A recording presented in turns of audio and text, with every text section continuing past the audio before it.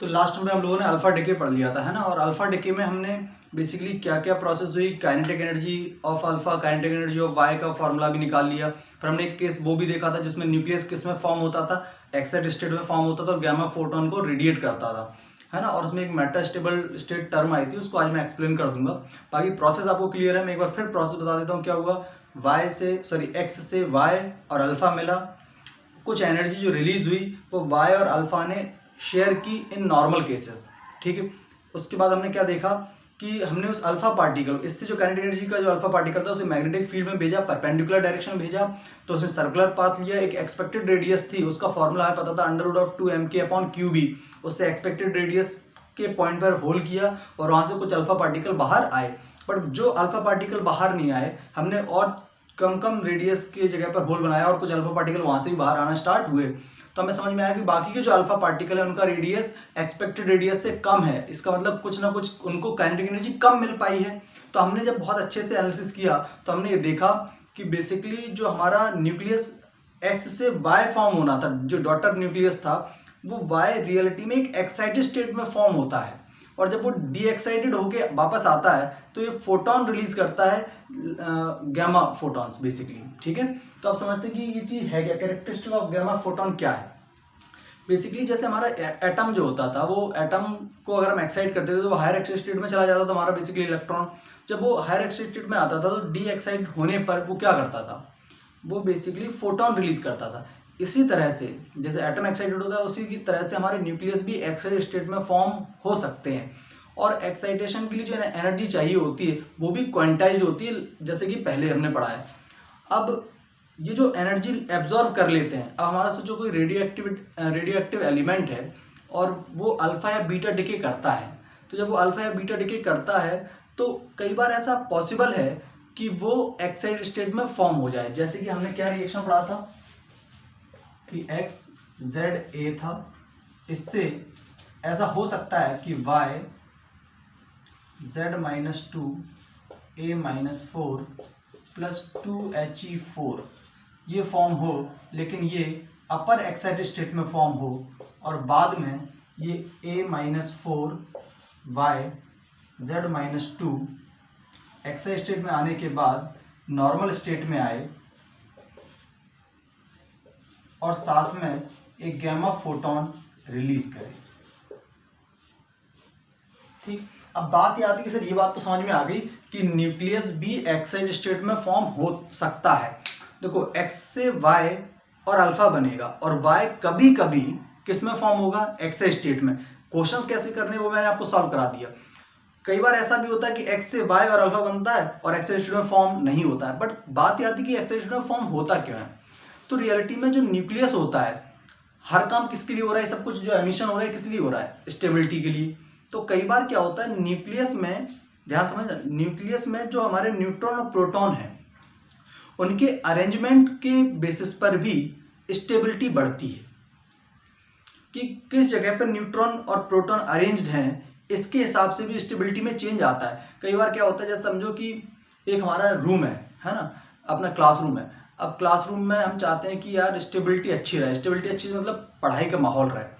तो क्या होता है कि अगर एक साथ सब गधेड़े बच्चे एक साथ बैठ गए तो ना वो क्या करेंगे, शोर मचाएंगे, तो पूरा क्लास डिस्टर्ब हो जाएगा।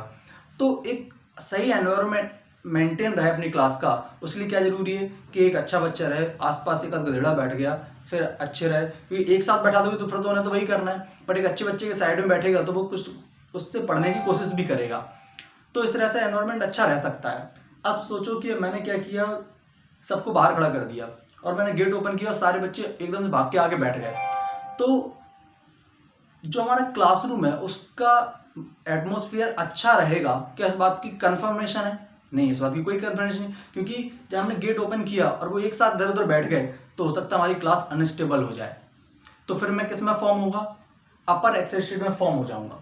इस तरह से हमारा न्यूक्लियस है ना, उसमें बेसिकली जो हमारे न्यूट्रॉन प्रोटॉन है वो यहाँ वहाँ जहाँ तहाँ अरेंज हो जाते हैं। बट न्यूक्लियस को बाद में समझ में, जब इधर उधर अरेंज होने की वजह से न्यूक्लियस किस में फॉर्म हो जाता है, एक्साइटेड स्टेट में, क्योंकि उसे समझ आ गया कि अगर मैं ये अरेंजमेंट को चेंज कर दूं तो मैं और ज़्यादा स्टेबिलिटी को गेन कर सकता हूं। तो अपर एक्साइटेड स्टेट में फॉर्म होता है, फिर गामा फोटोन रिलीज करता है और स्टेबिलिटी को अपनी को बढ़ा लेता है।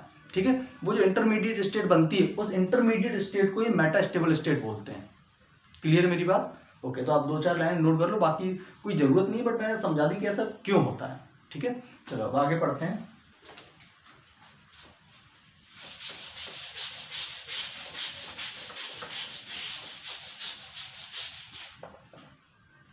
तो हम पढ़ रहे थे अल्फा डिके और इसके बाद पढ़ा था बीटा डिके। अब नेक्स्ट हेडिंग नोट करो, बीटा डिके।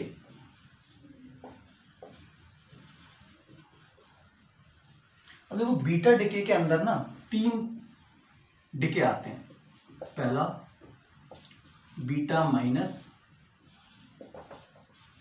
बीटा प्लस और थर्ड के कैप्चर। ये के कैप्चर आपने केमिस्ट्री में जरूर पढ़ा होगा। बीटा माइनस, बीटा प्लस और के कैप्चर, ये 3 तरह के डिके बीटा डिके के अकॉर्डिंग आते हैं, मतलब इसके अंदर आते हैं। तो हम 1 बाय 1 करके डिस्कस करेंगे। पहले बीटा माइनस, बीटा प्लस और के कैप्चर क्या कैलकुलेट करेंगे। सब में हम इन रिएक्शंस की क्यू वैल्यू कैलकुलेट करेंगे, फिर कैसे शेयरिंग हुई, बिल्कुल वैसा ही प्रोसेस चलेगा जैसे हमने अल्फा डिके में पढ़ा है, बल्कि अल्फा डिके से बहुत ईजी है। ठीक है, तो अल्फा डिके इसलिए बोल रहा था, अल्फा डिके क्लियर है तो बीटा माइनस, बीटा प्लस और के कैप्चर सब क्लियर हो जाएगा। तो जिसे थोड़ा सा भी डाउट है ना, वो एक बार अल्फा डिके वापस से एक बार पूरा पढ़ो। ठीक है, कैसे कैसे क्या क्या हुआ। अब बीटा डिके में इन चीज़ों को पढ़ने से पहले कुछ चीज़ों को समझते हैं कि हुआ क्या। एक्चुअली जब बीटा डिके हुआ ना, तो बीटा डिके को जब ऑब्जर्व किया गया तो इसमें लॉ वैलिड ही नहीं हो रहे थे। जबकि हम जानते हैं कि रूल फेल हो सकता है, लेकिन लॉ तो नेचर में, लॉ हम कई बार हम बता चुके, लॉ हमने आपने किसी ने बनाया नहीं, वो तो वैलिड है, नेचर में है, पहले से एग्जिस्ट करते हैं। तो रियलिटी में क्या हुआ, जब बीटा डिके हुआ ना, बीटा माइनस, बीटा प्लस और के कैप्चर वगैरह होने लगे, तो लॉ वैलिड ही नहीं हो रहे थे। कौन कौन से लॉ वैलिड नहीं हो रहे थे, आप चाहो तो नोट कर लो कि बीटा डिके जब हुआ तो उसमें तीनों लॉ जो बेसिक लॉ हैं एनर्जी के, वो वैलिड नहीं हुए। कौन कौन से? सबसे पहला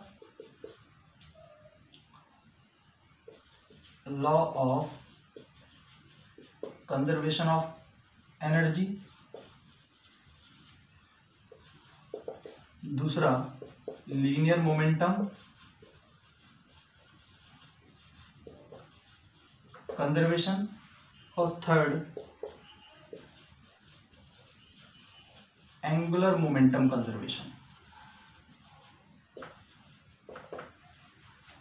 जब हमने रिसर्च की तो हमने ये देखा कि यार हमारे देखने में कि law of conservation of energy, linear momentum conservation and angular momentum conservation, ये तीनों के तीनों लॉ वैलिड ही नहीं हो रहे थे। एक्चुअली हो क्या रहा था कि हमारा जो बीटा पार्टिकल, ये सब चीजें नोट कर लेना क्योंकि इस पर थ्योरेटिकल क्वेश्चन पूछे जा सकते हैं। जो हमारा बीटा डिके था, मान लो हमारा ये एक्स है, इससे हमारा क्या बना, वाई बना, और कोई बीटा डिके हुआ, बीटा माइनस, बीटा प्लस या जो भी है, तो हमारे हिसाब से इससे ये दोनों बने तो कुछ एनर्जी रिलीज हुई। वो एनर्जी कौन शेयर करेगा? वो एनर्जी वाई और बीटा शेयर करेंगे। वो एनर्जी कौन शेयर करेगा? वाई और बीटा शेयर करेंगे। हमने कहा ठीक है, पर जब हमने वाई और बीटा की एनर्जी को, काइनेटिक एनर्जी को टोटल किया, तो इनकी काइनेटिक एनर्जी जो रिलीज्ड एनर्जी है, मतलब ये क्यों फेल हुआ, क्योंकि हमने kinetic energy of Y plus kinetic energy of beta particle add की, तो हमारी एक्सपेक्टेशन थी this should be equal to released energy और Q value, but it is less than of Q value. हमने अभी अल्फा डिके में क्या पढ़ा था कि बेसिकली जो भी एनर्जी रिलीज हो, मैंने पूछा ये एनर्जी कहाँ है, एक्स से वाई बना, अल्फा पार्टिकल रिलीज हुआ, कुछ एनर्जी रिलीज हुई, मैंने पूछा ये एनर्जी कहाँ गई, तो आपने बोला अल्फा और वाई ने शेयर कर ली, और जब मैंने अल्फा और वाई की एनर्जी को ऐड किया तो वो किसकी इक्वल आई थी, रिलीज्ड वैल्यू ऑफ एनर्जी या फिर क्यू वैल्यू की इक्वल आई थी। बट यहाँ पर ऐसा नहीं हुआ, तो हमें यार ऐसा लगा कि यार ये तो law of conservation of energy को वैलिड कर ही नहीं रहा, तो ये परेशानी आ गई इसमें। दूसरी बात कि इसका ये रेस्ट कंडीशन में, हमारा एक्स जो पेरेंट न्यूक्लियाई है ये रेस्ट कंडीशन में है, अगर वाई हमारा ऐसा भाग रहा है तो लीनियर मोमेंटम तो कंजर्व है क्योंकि नेट फोर्स 0 है, तो बीटा को ऐसे भागना चाहिए इस तरह से अपोजिट डायरेक्शन में, तभी तो मोमेंटम कंजर्व होगा। बट ये इस डायरेक्शन में ना जाके किसी और डायरेक्शन में जा रहा है, मान लो ऐसे जा रहा है, तो हमें ये भी समझ में आ गया कि यार ये लीनियर मोमेंटम भी कंजर्वेशन अप्लाई नहीं हो पा रहा है इसमें। और दूसरा हमारे किसी काम का नहीं है, वो स्पिन से रिलेटेड है। मतलब जब आपको याद होगा जो हमारे बेसिकली नंबर होता है स्पिन क्वांटम नंबर +-1/2 है ना, तो वो भी वैलिड नहीं हो रहे थे, तो तीनों चीज़ें वैलिड नहीं हो रही थी। अब रियल टाइम साइंटिस्ट तो ये भी जानते थे कि हमसे ही कहीं गलती हो रही, ऐसा तो हो ही नहीं सकता कि लॉ वैलिड ना हो। तो फिर एक साइंटिस्ट आए जिनका नाम है पॉली, और मैं उनका हाइपोथेसिस बता देता हूँ उन्होंने क्या किया, तो आप इतना नोट कर लो पहले, फिर उसके बाद ये पढ़ेंगे क्योंकि तभी ज़्यादा फील आएगी।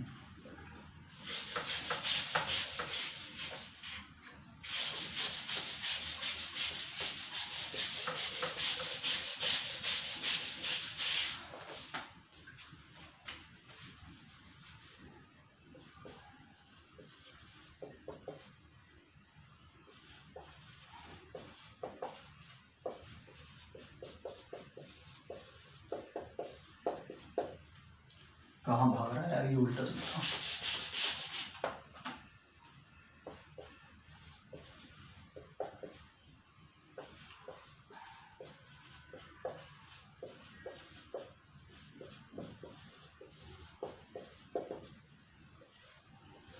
स्पेलिंग मिस्टेक हो सकती है। पाउली न्यूट्रिनो हाइपोथेसिस, इन्होंने क्या बोला कि बेसिकली जो आपसे गलती हो रही है ना उसको मैं करेक्ट कराता हूँ। इन्होंने कुछ सजेशन दिए। इन्होंने क्या बोला कि बेसिकली ऐसा हो सकता है कि जब बीटा डिके हो रहा है ना तो आप कुछ ऑब्जर्व करना भूल जा रहे हो। और उन्होंने क्या बताया कि रियलिटी में आपके अकॉर्डिंग वाई और बीटा डिके की बीटा जो भी पार्टिकल होगा वो बीटा पार्टिकल्स क्या क्या है, बीटा माइनस में बीटा पार्टिकल अलग होगा, बीटा प्लस में पार्टिकल अलग होगा, के कैप्चर में अलग होगा। इन्होंने क्या सजेस्ट किया कि बेसिकली आप जो ऑब्जर्व कर रहे हो कि एक्स से वाई बना और बीटा डिके हुआ, बीटा कोई पार्टिकल आया, इन दोनों की एनर्जी का टोटल क्यू वैल्यू की इक्वल नहीं आ रहा क्योंकि एक ऐसा पार्टिकल आप मिस कर रहे हो जो एनर्जी कैरी करता है। और इन्होंने उस पार्टिकल को बोला न्यूट्रिनो। उन्होंने बोला अगर आप इसको कंसीडर कर लोगे कि एक चार्ज पार्टिकल जो रिलीज हो रहा है जिसे हम न्यूट्रिनो नाम दे रहे हैं, तो आपके सारे लॉ वैलिड हो जाएंगे। और इन्होंने सारे और बाकी साइंटिस्ट ने फिर क्या किया, इस चीज़ को फॉलो किया और सारे लॉ वैलिड हो गए। तो इनके जो भी इन्होंने पूरा अपना थ्योरी दिया वो वैलिड मान लिया गया और उन पार्टिकल्स को नाम क्या दिया गया, न्यूट्रिनो। और इसका एक एंटी पार्टिकल है उसे क्या बोला गया, एंटी न्यूट्रिनो। उसकी कुछ कैरेक्टरिस्टिक्स हैं वो इन्होंने बताई, क्या क्या।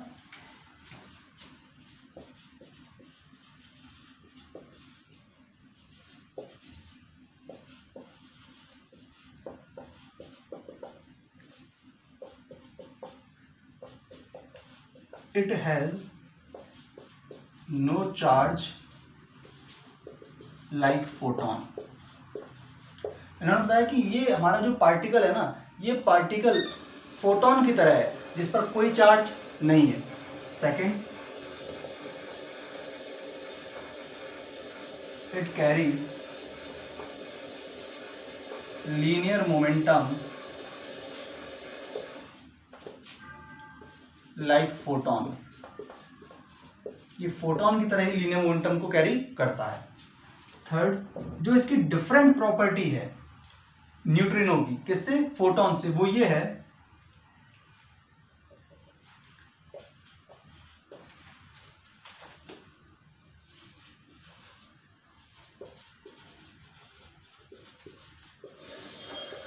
Angular spin momentum ±1/2।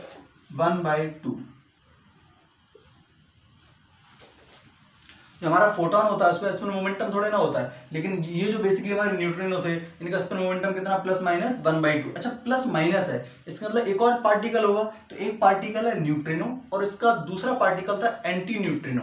आप चाहो तो लिख सकते हो, ये बात नोट कर लेना, न्यूट्रिनो और दूसरा इसके बाद एंटी न्यूट्रिनो। ठीक है, चलो, तो ये कुछ प्रॉपर्टी थी। और भी कुछ प्रॉपर्टी होती है, it has no charge like photon, it carry linear momentum like photon, it has angular momentum ±1/2। और हमारा फोटोन में और क्या रहता है,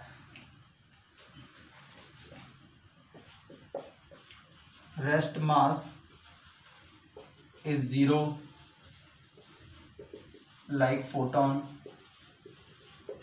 है ना। तो ऐसी 3-4 प्रॉपर्टी उन्होंने बताई। खैर हमारी प्रॉपर्टी बहुत ज़्यादा पूछी नहीं जाती, बट फिर भी 4 प्रॉपर्टी हमने नोट कर लिया, आप नोट कर लो इनको। अब स्टार्ट करेंगे हम काम की बात। ये सब तो ऐसी बातें थी कि बस पता होनी चाहिए, क्वेश्चन कुछ भी नहीं आने वाला। काम की बात हमारी बीटा प्लस, बीटा माइनस और के कैप्चर है, नोट करो ये।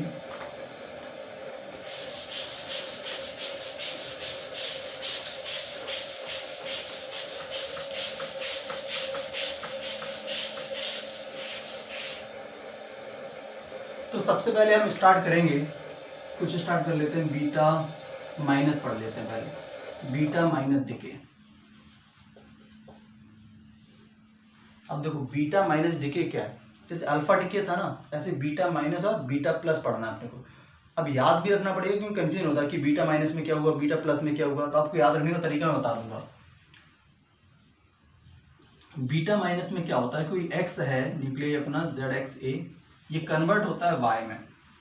अब याद कैसे रखना है, ऊपर क्या लगा हुआ, माइनस, माइनस मतलब नेगेटिव, नेगेटिव वर्ड का पहला वर्ड, नेगेटिव का पहला वर्ड लो, क्या आ जाएगा, एन, एन मतलब न्यूट्रॉन, ऐसा समझ लो।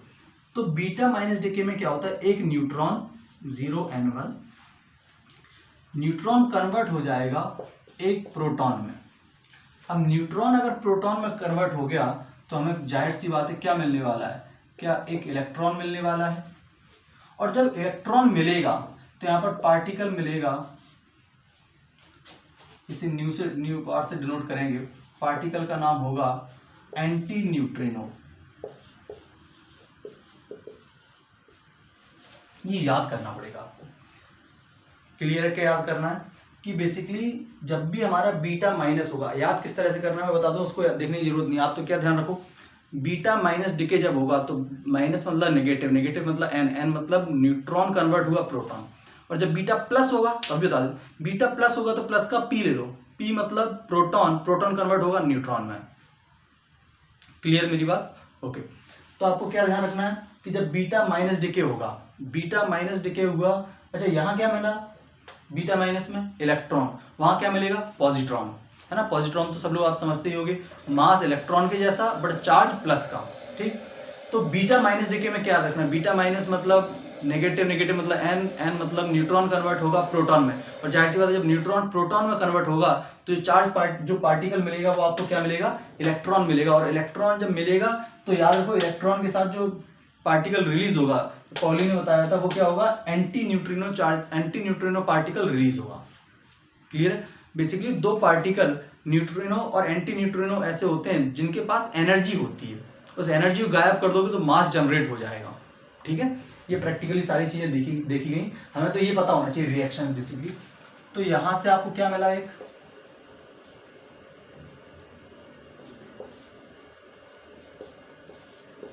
इस तरह से, तो यहाँ क्या बन जाएगा, ये यहाँ पर बन जाएगा Z+1 लिखना पड़ेगा, और यहाँ पर तो क्या आ जाएगा, A आ जाएगा। और कोई गड़बड़ तो नहीं कर रहा ना, ये सब कुछ एकदम परफेक्ट है।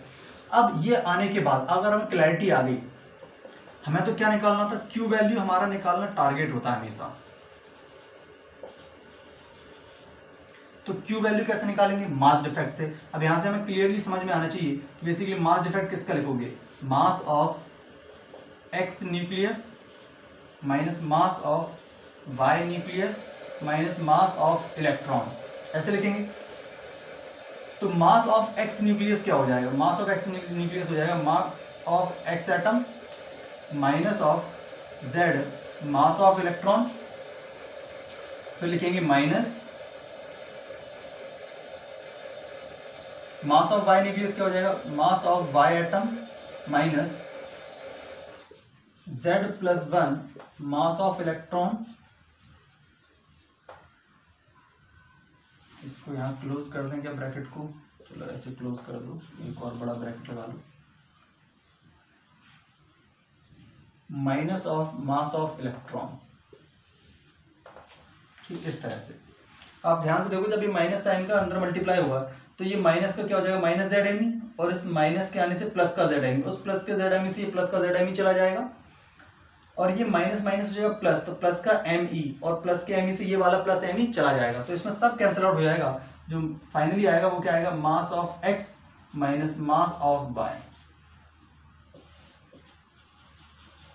ये चीज तो क्या आ गई, मास डिफेक्ट। और इसमें किससे मल्टीप्लाई करना है अपने को, 931.5 मेगा इलेक्ट्रॉन वोल्ट से।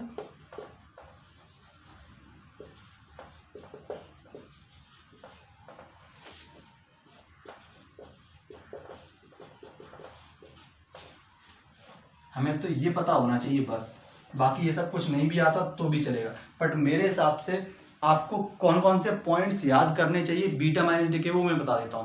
जनरली क्या होता है, स्टूडेंट को रटा दिया था, देखो जब बीटा माइनस डिके होगा तो उसका Q वैल्यू कैसे निकालोगे, एक्स का एटॉमिक मास रखो, वाई का एटॉमिक मास रखो और दोनों को सब्ट्रैक्ट करके 931.5 से मल्टीप्लाई कर दो, then you will get the Q value of this process.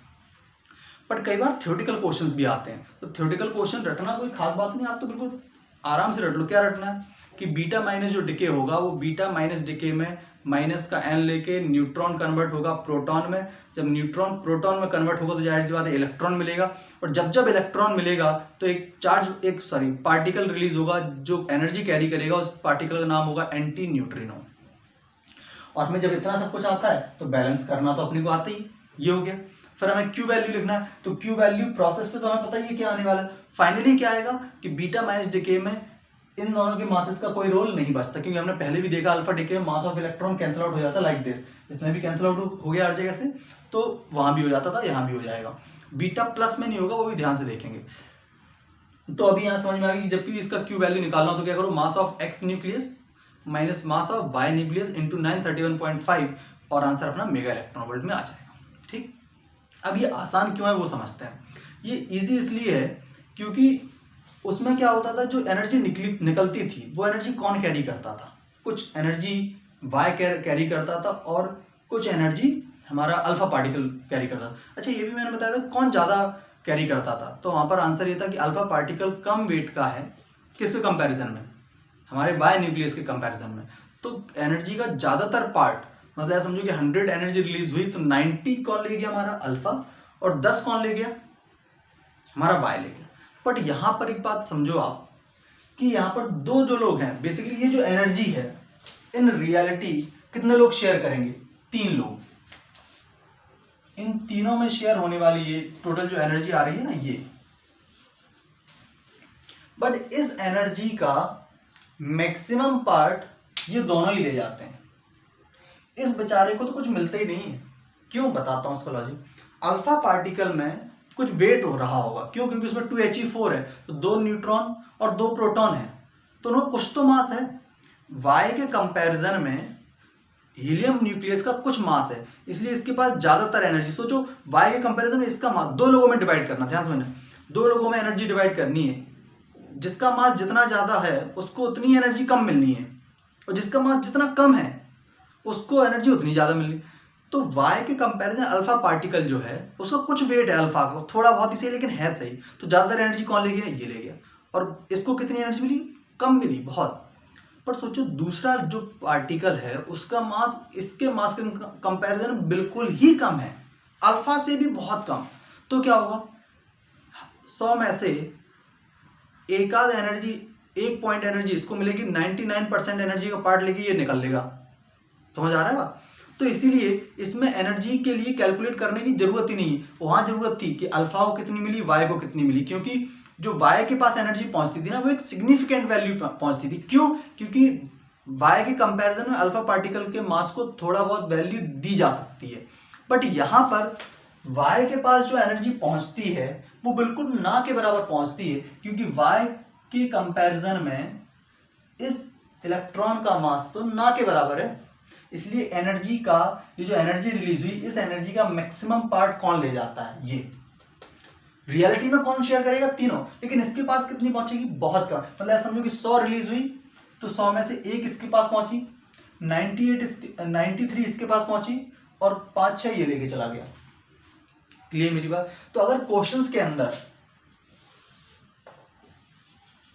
IIT JEE में जो भी क्वेश्चन देखोगे आप, अगर उनके अंदर आपसे एनर्जी ऑफ इलेक्ट्रॉन पूछी, काइनेटिक एनर्जी, जाहिर सी बात है काइनेटिक एनर्जी ऑफ इलेक्ट्रॉन पूछी गई, तो आपको सिर्फ क्या करना, ये जो Q वैल्यू है ना, Q value minus energy of anti neutrino कर देना है। जैसे वहां पर मैं आपसे अल्फा पार्टिकल की काइनेटिक एनर्जी पूछता था तो आपको क्या करना पड़ता था, वहां पर आपको ये कैलकुलेट करने के लिए पहले तो आप Q वैल्यू निकालते थे, फिर एक फॉर्मूला बनता था। क्या फॉर्मूला बना था, फॉर्मूला ये बना था कि जैसे अल्फा की काइनेटिक एनर्जी निकालनी है तो क्या लिखते थे हम, अल्फा के लिए लिखते थे A-4 into E upon A, alpha के लिए। बट यहां पर ऐसे फॉर्मूले बनाने की जरूरत ही नहीं है। क्यों, इसमें करना क्या है, Q वैल्यू निकालो, Q वैल्यू निकाल ली, क्यू वैल्यू से हमें ये बात पता है कि वाई के पास ना के बराबर कुछ एनर्जी पहुंची है, तो उसे हम नेग्लेक्ट कर सकते हैं। और आपको क्वेश्चन के अंदर न्यूट्रिनो कितनी एनर्जी लेके निकला ये पता रहा करेगा, बताया जाएगा। जब ये बता दिया और ये पूछ लिया इसकी एनर्जी, तो आपको क्या करना है, क्यू वैल्यू में से इसकी एनर्जी को माइनस कर देना। सिंपल, क्लियर है। आई होप आपको बीटा माइनस डी के कंप्लीटली क्लियर हो गया होगा। तो अगर बीटा माइनस क्लियर हो गया तो आप बीटा प्लस बहुत ही ईजी है, बिल्कुल इसी में उड़ाते हुए चलना। बस एक डिफरेंस आएगा, वो कहाँ भी मैं बता दूंगा।